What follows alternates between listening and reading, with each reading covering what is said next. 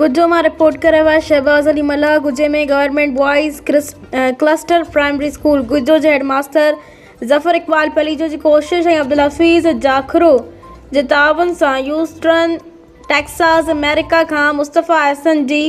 तरफ़ां boys cluster primary school गुज्जो में शागिर्दनि खे सर्दीअ खां बचण लाइ 200 ग़रीब शागिर्दनि खे जैकेट ऐं स्वेटर ॾिना विया। तक़रीब में हेडमास्टर ज़फ़र इक़बाल पलीजो, मोहम्मद अकरम मेमण, जान मोहम्मद कातियार, शफ़ीक मेमण, जावेद जान बलोच ऐं पीर ग़ुलाम हुसैन शाह मौजूद हुआ। तक़रीब दौरान अब्दुल हफ़ीज़ जाखरो ऐं मुस्तफ़ा अहसन जो शुक्रियो अदा कंदे स्कूल जे हेडमास्टर ज़फ़र इक़बाल ऐं ॿियनि जो चवणु हो त असांजी कोशिश आहे त गुज जे ग़रीब ॿारनि खे तालीम सां गॾु ॿियूं सहूलियतूं ॾियण खे लाइ कोशिशूं कयूं वञनि। हिन चयो त उस्तादनि जी खोट बावजूदि स्कूल जा उस्ताद महिनत करे रहिया आहिनि, पर ॿारनि जा माइट, गुज जा सोशल वर्कर ऐं तालीम सां मुहबत रखंदड़ माण्हू अॻियां अचनि त जीअं स्कूल खे बहितर ऐं सुठे तरीक़े सां हलाए सघिजे।